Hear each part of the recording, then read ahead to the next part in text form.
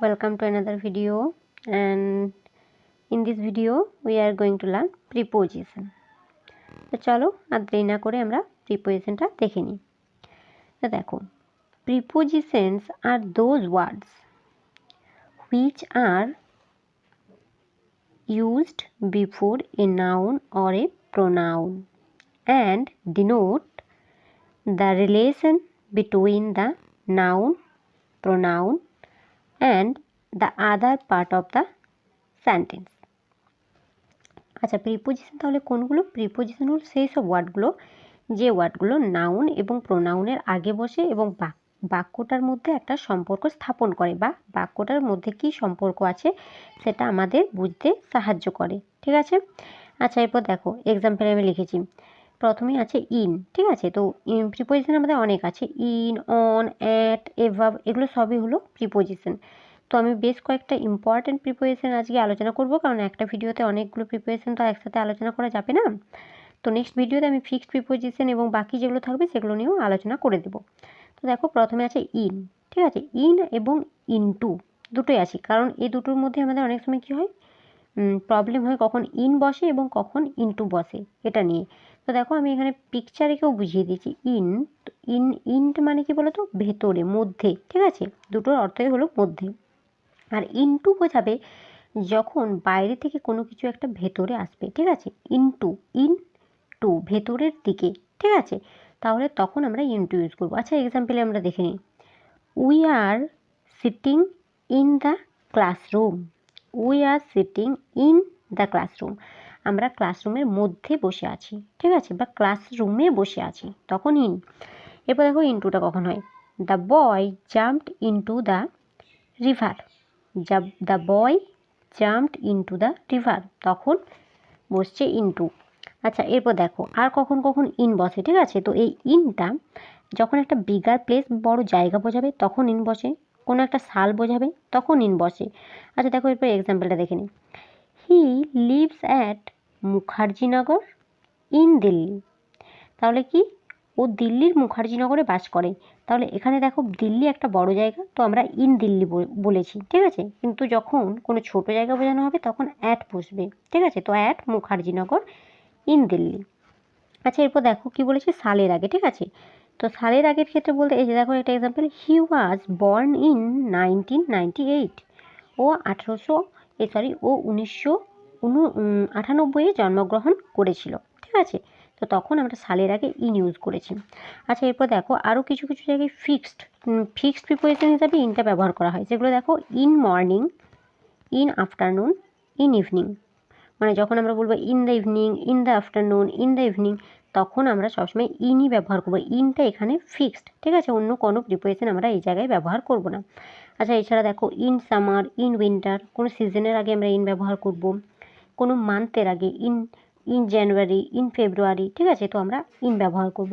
আর ইয়ারের ক্ষেত্রে বললামই ইন 1998। ঠিক আছে, তো তখন আমরা ইয়ার বা সাল বোঝালে আমরা তখন ইন ব্যবহার করব। তাহলে ইন আর ইনটু। ঠিক আছে, এখানে আমরা ইন এবং ইনটুটা আলোচনা করলাম। এরপর দেখো আমরা অন এবং আপনটা দেখব। তো দেখো, অন এবং আপন এর অর্থ কি, ওপরে। ঠিক আছে, তো দেখো পিকচারটা দেখে নাও। অন মানে সারফেস গ্রাউন্ডে টাচ করে থাকবে। ঠিক আছে, এখানে দেখো পিকটা দেখো, এইভাবে টাচ করে আছে। ঠিক আছে, এই সারফেসের সঙ্গে যখন টাচিং করে থাকবে তখন অন। আর আপন মানে ওপর থেকে যখন আর একটা এসে কিছু পড়বে তখন সেটা হচ্ছে আপন। ঠিক আছে, এক্সাম্পলটা দেখে নিই এরপর আমরা। The book is on the table. তাহলে বইটা কোথায় আছে, টেবিলের ওপরে আছে। ঠিক আছে, তাহলে টেবিলের ওপর টাচ করে আছে। But the cat is jumped upon the rat. কিন্তু বেড়ালটা কী করেছে, ইঁদুরের ওপর ঝাঁপ দিয়েছে, তো তখন আমরা আপন ইউজ করলাম। ঠিক আছে, এরপর দেখো আর এছাড়া আর কোথায় কোথায় আমরা অনটা পার্টিকুলার ব্যবহার করব। এছাড়া দেখো ডেটের আগে। ঠিক আছে, বা কোনো দিন, ডে বোঝাবে, তখন আমরা অন ইউজ করব। যেমন দেখো এক্সাম্পলটা দেখো। He was born on 25th of March in 1998। এখানে দেখো, তো he was born on 20th March. ঠিক আছে, মানে 25th মার্চ, যখন আমরা একটা ডেট বলছি তখন আমরা অন ইউজ করছি।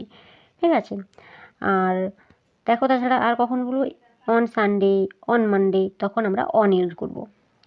এরপর দেখো ইনস্ট্রুমেন্ট বোঝালেও আমরা কিন্তু অন ইউজ করব। যেমন কি, হি ওয়াজ বিজি অন ফোন। যখন এরকম ফোন, ল্যাপটপ এসব যখন বোঝানো হবে তখন আমরা কিন্তু অন ইউজ করব, ঠিক আছে। এরপর দেখো ওভার। তো ওভার মানে ওপরে, কিন্তু দেখো এখানে পিকটা দেখো, ওভার মানে কোনো ফিজিক্যালি কন্ট্যাক্ট বা টাচ বোঝাবে না, যখন একটু ওপরেই থাকবে, ঠিক আছে, তখন ওভার। তো ওভারটা দেখো, the fan is over my head.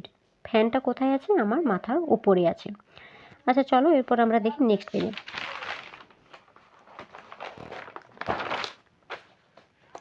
দেখো তো নেক্সট পেজে কী আছে? ওভারটাই, ঠিক আছে। ওভার বলতে আর কখন ইউজ করা বলো? যখন এইভাবে ওভার করা একটা পজিশন বোঝাবে তখনও আমরা ওভার ইউজ করব।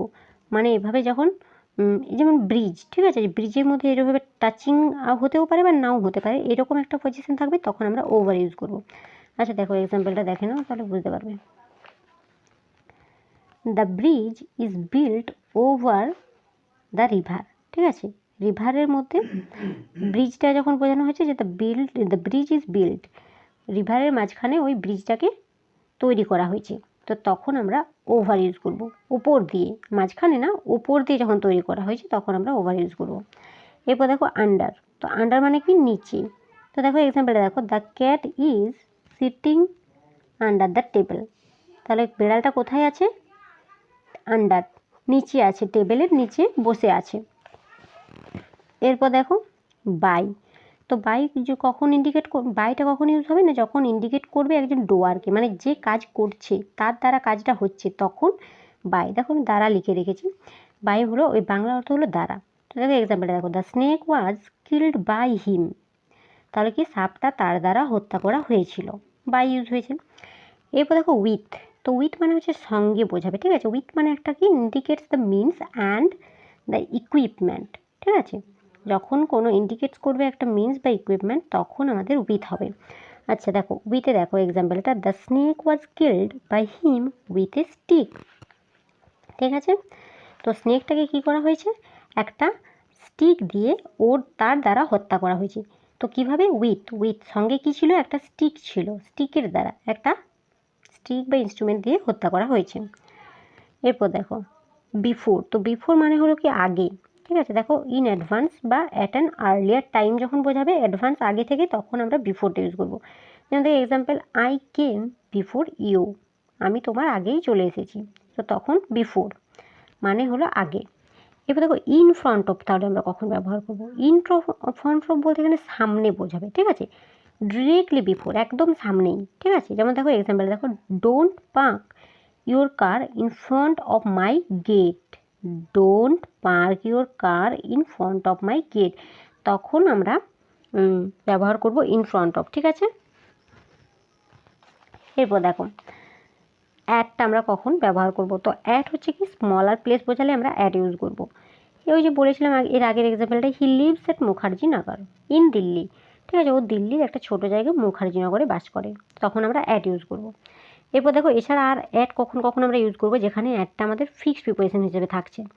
At dawn, at dusk, at day. তারপর দেখো at sunrise, at noon, at sunset, at night, at midnight. এগুলোর ক্ষেত্রে কিন্তু আমরা অ্যাটই ইউজ করবো, ঠিক আছে। অ্যাট নাইট বলবো, এক্ষেত্রে কিন্তু আমরা ইন নাইট এসব বলবো না। যেমন ইন দ্য মর্নিংয়ের ক্ষেত্রে আমরা সবসময় ইন ইউজ করছি, সেখানে আমরা অ্যাট ইউজ করতে পারবো না। আবার যখন আমরা নাইট বলছি তখন কিন্তু আমরা অ্যাটই ইউজ করবো, সেখানে আমরা ইন ইউজ করবো না। এগুলো হচ্ছে ফিক্সড প্রিপোজিশন। আচ্ছা দেখো তারপর দেখো অফ, ঠিক আছে। তো of indicates belonging to and possession, মানে যখন কোনো একটা পজেশনের কিছু আছে এরকম বোঝাবে তখন আমরা অফ ইউজ করবো। দেখো এক্সাম্পল দেখো, উড অফ টেবল, কাঠের চেয়ার। চেয়ারটা কেমন? কাঠের। এর বোঝাবে যখন, তখন হবে অফ, ঠিক আছে। এরপর দেখো এর বোঝালে, যেমন এরপর আরও এক্সাম্পল দেখো, he comes of a royal family. ও একটা কেমন ফ্যামিলি থেকে আসছে? রাজকীয় একটা রয়্যাল ফ্যামিলি থেকে ও আসছে। এরপর দেখো বিটুইন এবং অ্যামাং, এই দুটো কখন ইউজ করা হয়? তো বিটুইন দুজনের মধ্যে ইউজ করা হবে, যখন দুজনের মধ্যে কম্প্যারিজন হবে তখন বিটুইন, এবং অনেকের মধ্যে কম্প্যারিজন করা হলে তখন সেটা কম্প্যারিজন বা বলা হলে তখন সেটা হচ্ছে অ্যামাং হবে। আচ্ছা দেখো বিটুইনের এক্সাম্পলটা হচ্ছে কি, the match will be played between India and Australia, ঠিক আছে। তো যখন কি ইন্ডিয়া এবং অস্ট্রেলিয়ার মধ্যে ম্যাচটা হচ্ছে তখন আমরা ইউজ করছি বিটুইন। আর অ্যামাংটা দেখো, sweet suit distributed among students. কিন্তু যখন আমরা বলছি যে সুইটসটা ডিস্ট্রিবিউট করা হচ্ছে কাদের মধ্যে, না স্টুডেন্টসদের মধ্যে, সেখানে দুজন স্টুডেন্ট নেই, অনেক স্টুডেন্ট আছে। তো যখন অনেক বোঝাবে তখন আমরা অ্যামাং ইউজ করবো, ঠিক আছে। এই যে দেখো অ্যামাং। এরপর দেখো বিসাইডস এবং বিসাইড কখন ইউজ করবো। তো বিসাইড এর অর্থ হলো পাশে, এবং বিসাইডস এর অর্থ হলো পাশাপাশি বা এছাড়াও, ঠিক আছে। এবার দেখো বিসাইডসটা আমরা কখন বলছি, হি স্যাট বিসাইড মি, ও আমার পাশেই বসে আছে বা বসেছিল, ঠিক আছে। বাট যখন আমরা বিসাইডস ইউজ করছি তার অর্থটা দাঁড়াচ্ছে কি, দেখো besides his children his নেফিউজ are also present, মানে কি ওর ছেলে মেয়ে বা ওর চিলড্রেনরা ছাড়াও ওর নেফিউরাও সেখানে উপস্থিত ছিল, ঠিক আছে। তো বুঝতে পারলে যে কখন আমরা বিসাইড আর কখন বিসাইডসটা ব্যবহার করছি। তো দেখো এভাবে আজকে আমি বিটুইন এমাং, যেগুলো খুব খুব ইম্পর্টেন্ট এবং কনফিউজ হয়ে যায় প্রায়, সেগুলো আমরা সব আলোচনা করে দিলাম। এরপর নেক্সট ভিডিওতে আমরা ফিক্সড প্রিপোজিশন বা ওইসব বাকি যেগুলো আছে আলোচনা করব, এবং বাকি আর যে পার্টগুলো আমরা আলোচনা করিনি সেগুলো নিয়ে ডিসকাস করব। ঠিক আছে, তবে দেখা হচ্ছে পরের ভিডিওতে। Thank you.